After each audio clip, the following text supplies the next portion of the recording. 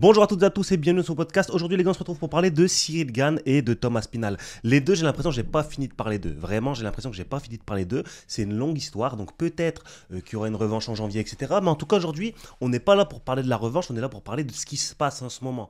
On a deux cas de figure, on a Thomas Pinal qui continue de pleurnicher et Dana White qui nous dit non on a eu les résultats des examens médicaux. Le mec n'a rien, le mec a menti. Donc quand je vous disais que Thomas Pinal était en train de mentir devant tout le monde et a demandé à son médecin Doctolib de mentir, c'était pas des bêtises en fait, je disais la vérité. Donc voilà, Thomas Pinal il a rien, on va le voir dans cette vidéo, on va voir que sa rétine elle va très très bien et je pense qu'il voit même mieux qu'avant. Et d'un autre côté, on a Cyril Gane qui revient en méchant. Donc on se rappelle de Cédric Doumbé qui a créé Jordan Zebo maléfique. Là j'ai l'impression que Thomas Pinal a créé le Cyril Gane maléfique. Le mec a de très mauvaises intentions, il est de retour à l'entraînement et très très méchant. Donc on va voir ça dans cette vidéo les gars. Restez bien jusqu'à la fin parce qu'on va parler de tout ça et on se retrouve tout de suite après le générique.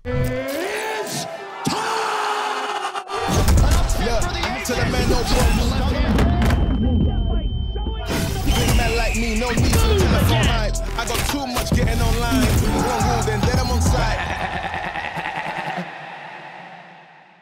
Voilà les gars, de retour pour parler de Cyril Gane et Thomas Pinal. Donc on va parler des deux cas. On a Cyril Gane, donc on va regarder ça. Cyril Gane qui est déjà de retour à l'entraînement.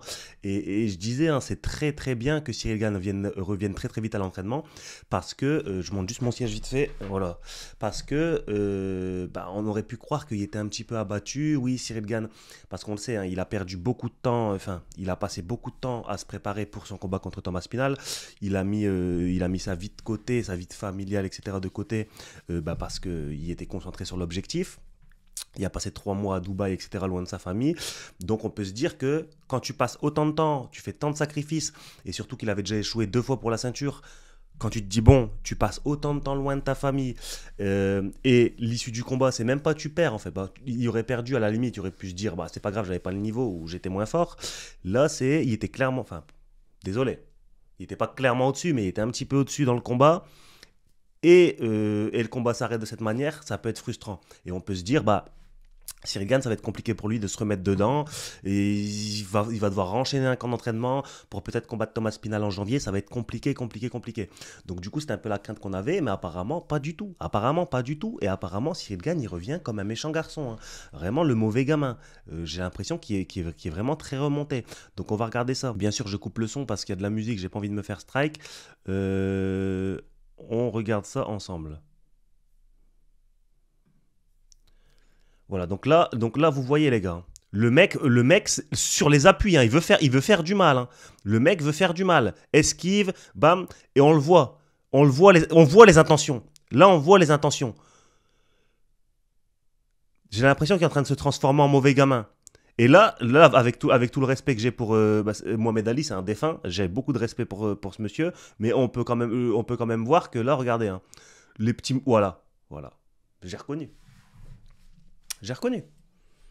Beaucoup de respect pour le défunt, mais quand Fernand Lopez disait que Cyril Gane est peut-être le nouveau Mohamed Ali, j'ai peut-être l'impression que Fernand Lopez ne disait pas que des conneries.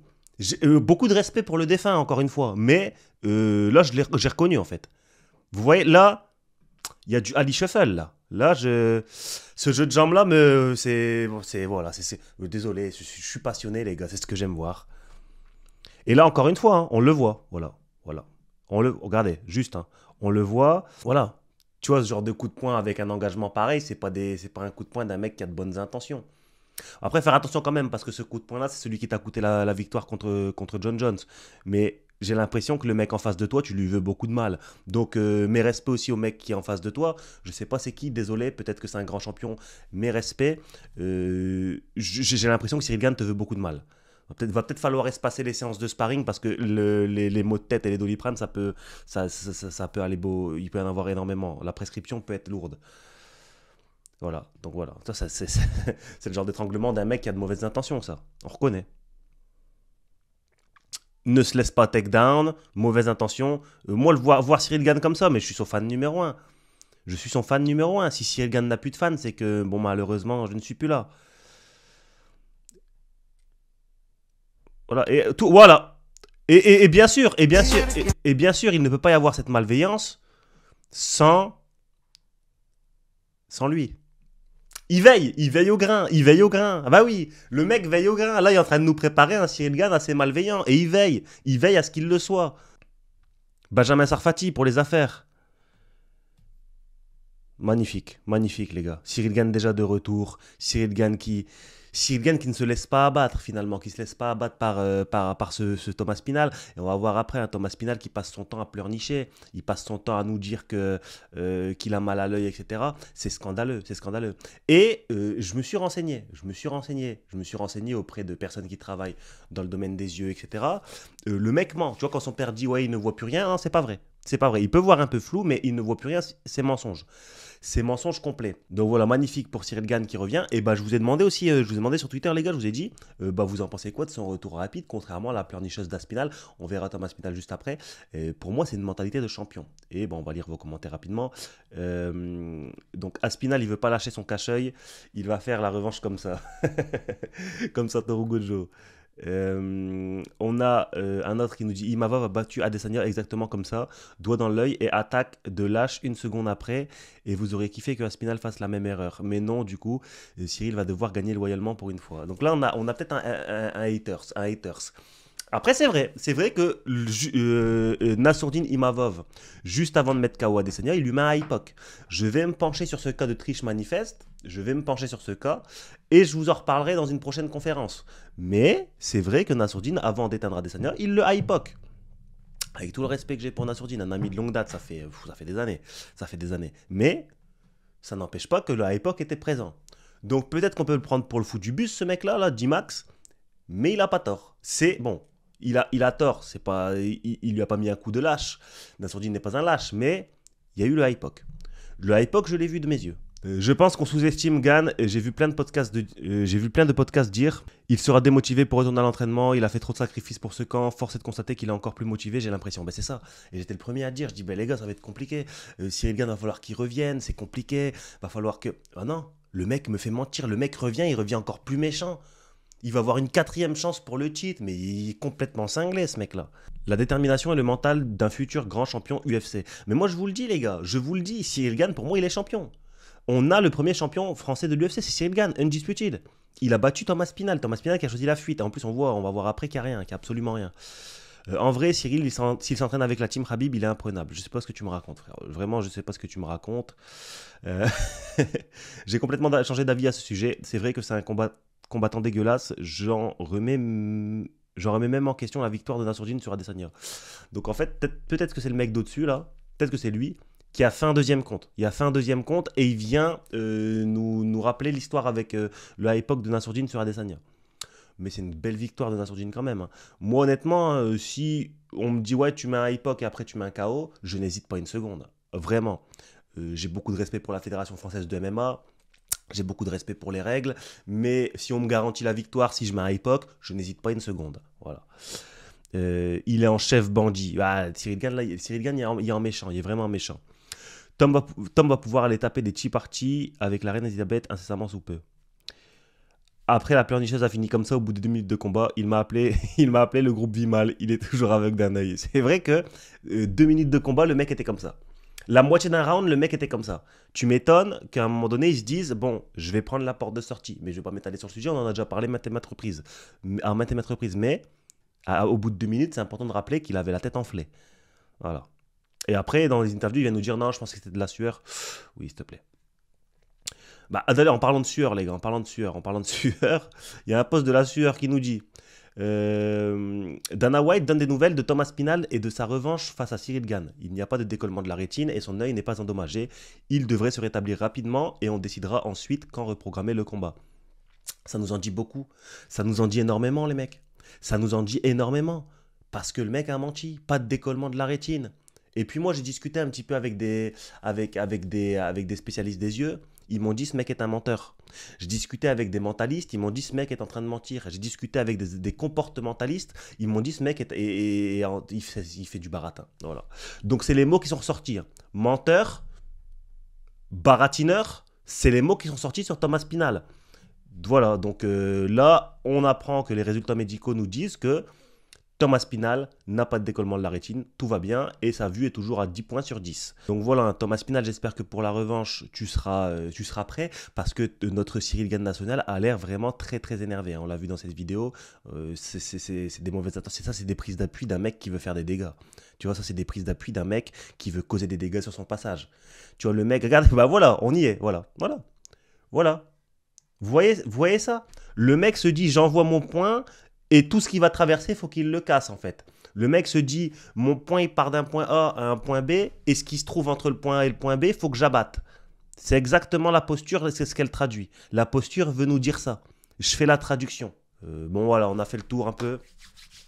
Cyril Gane qui revient en méchant, et franchement ça fait plaisir de voir ça parce que comme j'ai dit au début du podcast, bah, Cyril Gane ça devait pas être facile pour lui. Bon voilà, apparemment il se remet dedans. À mon avis ce sera pas la même intensité que ces 3 mois et c'est normal, faut qu'il relâche un peu, mais faut pas qu'il tarde non plus et c'est bien parce qu'il a pas tardé, il revient à l'entraînement. Il va peut-être combattre à mon avis. Moi à mon avis il va combattre en janvier parce que regardez on a quoi? On a l'UFC 322 là dans une semaine.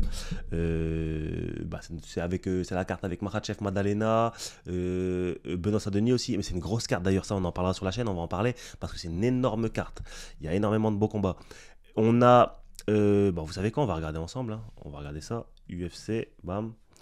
On a, donc c'est Islam Makhachev, Jack Della Maddalena, le main event. Après on a Tsarukyan contre Dan Hooker, mais c'est pas un UFC numéroté et un titre UFC, c'est sur un UFC numéroté.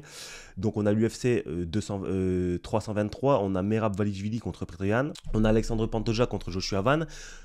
Le combat Thomas Spinal contre Cyril Gane aurait sa place sur cette carte si il n'y avait pas 2 combats pour la ceinture. Tu vois, ils vont pas faire 3 combats pour la ceinture, donc c'est compliqué. Donc l'UFC 323, on oublie. Et après, on se retrouve peut-être à l'UFC 324 en janvier. En sachant que l'UFC 323, c'est le 7 décembre.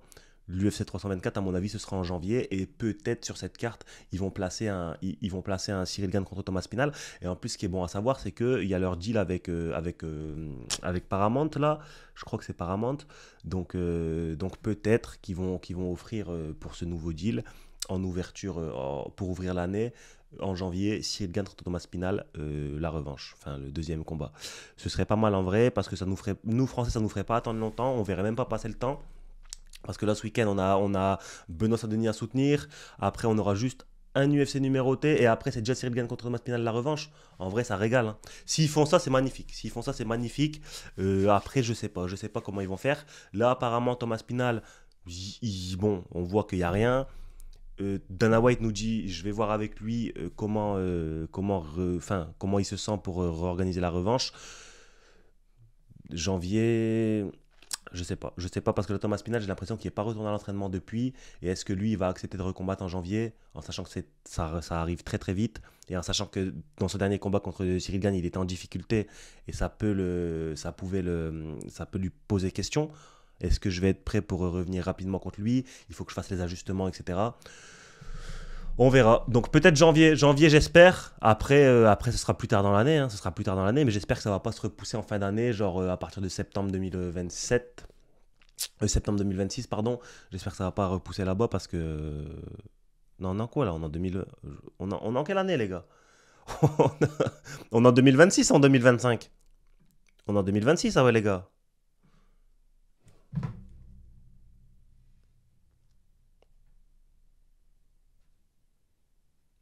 Non, on est en 2025. Ouais, ouais, voilà. Bah voilà, 2025. Euh, j'ai pris trop de coups. Non, mais c'est parce que les histoires de GTA 6 qui sort en 2026, qui sort en 2027, parce que là GTA 6 a été repoussé, je sais que ça n'a rien à voir, mais ça me chamboule. Les gars, ça me chamboule. Donc voilà. Donc j'espère que Cyril Gane, il va combattre avant 2027. J'espère qu'il va combattre avant même l'été 2026. Dans la première partie de l'année, ce serait magnifique. Entre janvier et juin, let's go. Même si on préférait janvier que juin.